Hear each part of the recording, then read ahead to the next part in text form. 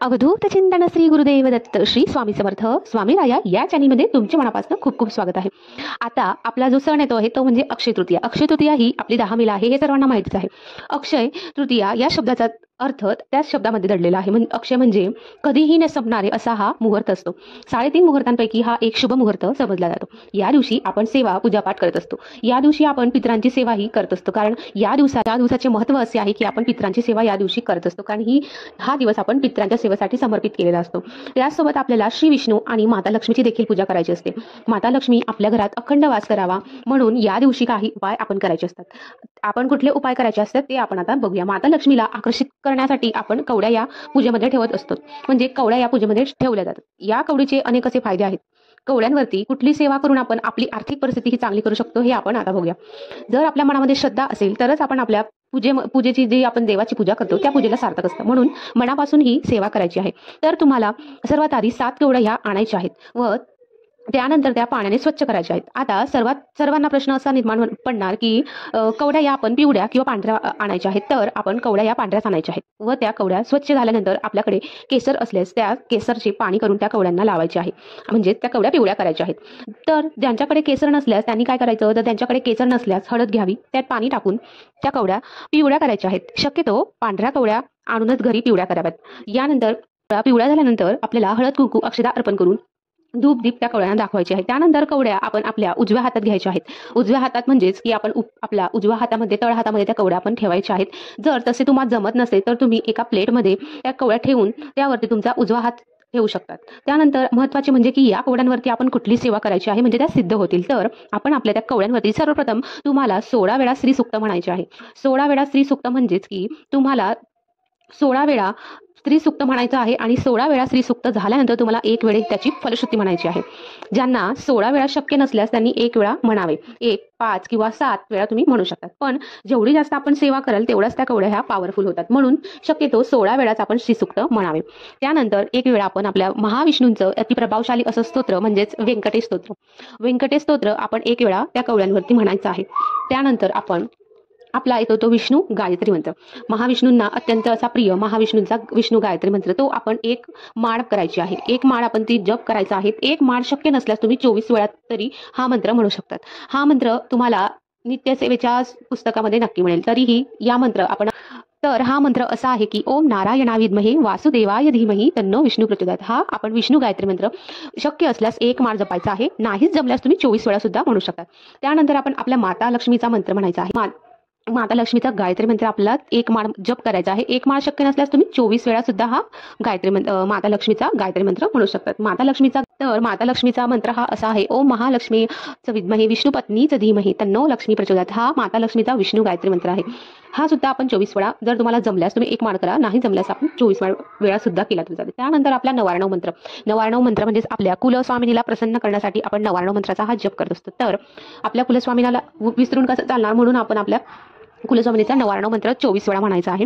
त्यानंतर आपला कुबेर मंत्र सुद्धा आपण हा 24 वेळा म्हणावा। तसेच कुठलीही सेवा करताना आपण आपल्या गुरुची ही सेवा कधीही विसरता कामा नाही। तर आपल्या गुरूंचा जो प्रभावशाली मंत्र आहे तो म्हणजे श्री स्वामी समर्थ, या मंत्राची सुद्धा आपल्याला 1 माळ करायची आहे। आता एवढे सगळे मंत्र तुम्ही म्हणाल हे आमच्या लक्षात कसे राहणार, तर एवढे सगळे मंत्र मी तुम्हाला स्क्रीनवरती देणारच आहे, परंतु आपल्या ज्यांच्याकडे नित्यसेवेचे पुस्तक असेल दिंडोरी प्रणीत त्या नित्यसेवेच्या पुस्तकामध्ये तुम्हाला हे सर्व मंत्र नक्की मिळतील। तुम्ही त्या पुस्तकातनं सुद्धा ते पठण करू शकता। तसेच ही सर्व सेवा झाल्यानंतर आपण म्हणजे त्या पिवळ्या कवड्या आहेत त्या सिद्ध होतात। मग त्या सिद्ध झाल्यानंतर त्या कवड्या आपण कुठे ठेवायच्या, तर त्या कवड्या आपण कुठे ठेवायच्या आहेत हे बघूया। तर त्या कवड्या सिद्ध झाल्यानंतर आपण एखाद्या पिवळ्या कपड्यामध्ये त्या बांधून घ्यायच्या आहेत, म्हणजे आपल्या ज्या 7 कवड्या आहेत त्या 7 कवड्या पिवळ्या कपड्यामध्ये ठेवून त्याला गाठण मारून आपण देवघरामध्ये ठेवावी। नाहीतर आपण आपल्या एखादी प्लेट घेऊन त्यामध्ये तांदूळ घेऊन त्यावर हळद कुंकू अक्षता वाहून त्याच्यावरती आपण त्या 7 कवड्या देवघरामध्ये ठेवायच्या आहेत। आणि देवघरामध्ये कवड्या ठेवताना आपण या पालथ्या ठेवायच्या आहेत।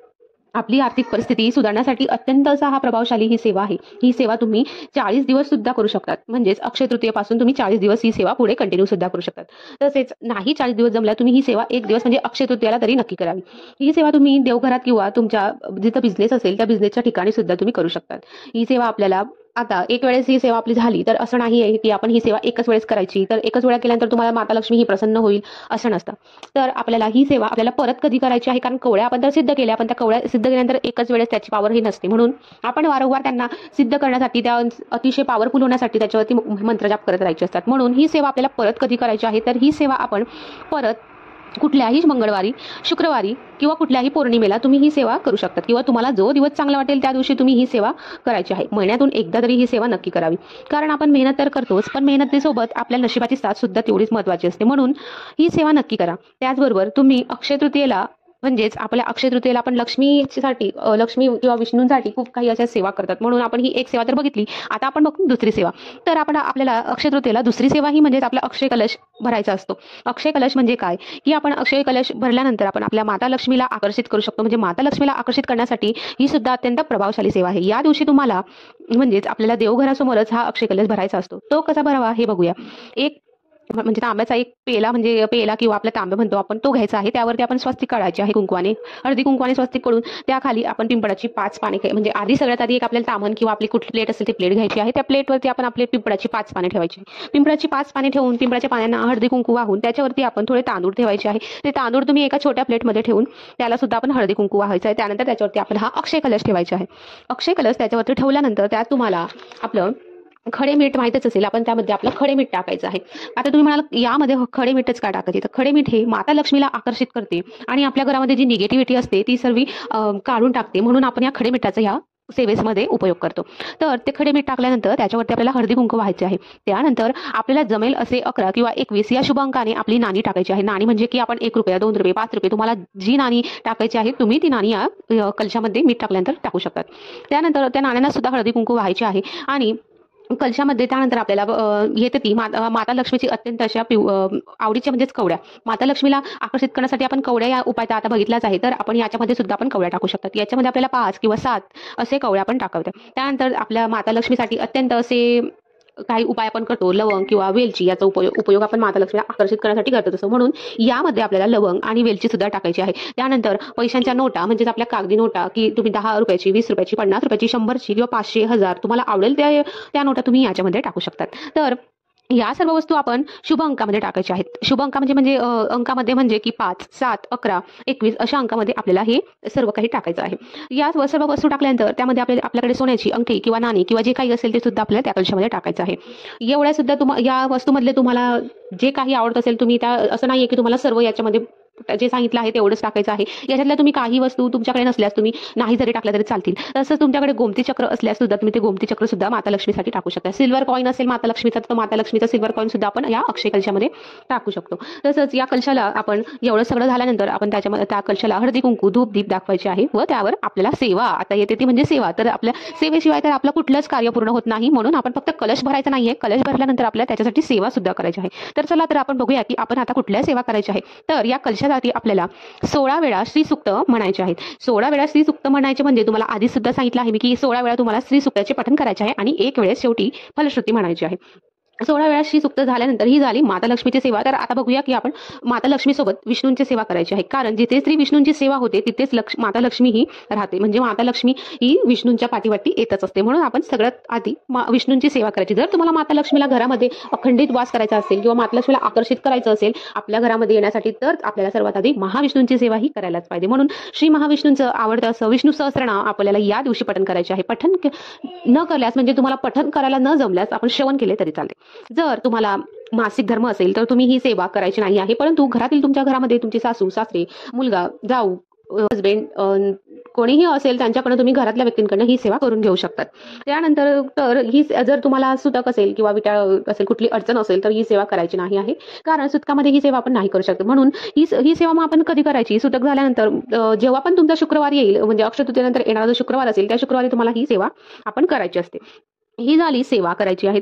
सेवा आपण आता बघितली की ही अशी सेवा करायची आहे. तर यानंतर येते ती ही मांडणी आपण उचलायची कशी आणि उचलून आपण या वस्तूंचं काय करायचं. तर दुसऱ्या दिवशी सकाळी आपलं देवपूजा झाल्यानंतर आपण या कलशाची जी पूजा हळदी कुंकू धूप दीप दाखवून याची पूजा करायची आहे. नंतर तो कलश उचलून साईडला ठेवून द्यायचा आहे. त्या कलशामध्ये आता आपण टाकलेले आहेत की आपण सर्वात आधी त्याच्यामध्ये मीठ टाकलं, खडे मीठ टाकलं आहे. जर ते खडे मीठ आहे ते आपलं वॉश बेसिनमध्ये तुम्ही ते खडे मीठ वाहून देऊ शकतात, कारण त्याच्यामध्ये आपल्या घरातली सर्व नकारात्मकता साचलेली असते. म्हणून ते खडे मीठ आपण आपल्या वॉश बेसिनमध्ये टाकायचं आहे. त्यानंतर येतं की आपल्याला आपण जी नाणी टाकली आहे, नाणी, कवड्या किंवा लवंग, वेलची, गोमती चक्र वगैरे जे असतील, ज्या वस्तू काढून आपण आहे ना, त्या आपण आपल्या एखाद्या लाल कपड्यामध्ये बांधून ठेवायच्या आहेत. त्या लाल कपड्यामध्ये बांधून ठेवल्यानंतर या आपण आपल्या तिजोरीत ठेवायच्या आहेत. कारण आपण आपल्या तिजोरीमध्ये ह्या वस्तू, ज्या पूजा केलेल्या वस्तू बांधून ठेवल्यास आपल्या घरामध्ये पैशांची चणचण ही राहत नाही किंवा आपल्या घराची आर्थिक परिस्थिती ही हळूहळू सुधारत असते.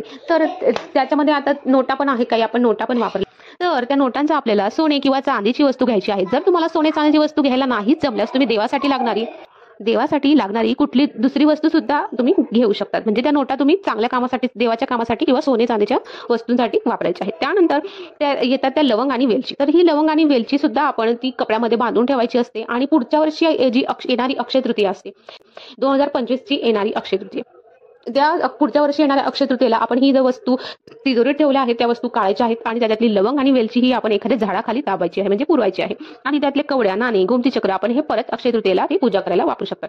असा हा अक्षय कलश तुम्ही अक्षय तृतीयेला नक्की भरायचा आहे. कारण अखंड लक्ष्मीचा वास आपल्या घरात राहावा व कर्जबाजारीपणा दूर व्हावा यासाठी ही सेवा नक्की करा. कारण ही सेवा खूप प्रभावशाली आहे. व्हिडिओ आवडल्यास लाईक, शेअर आणि सबस्क्राईब करायला सुद्धा विसरू नका.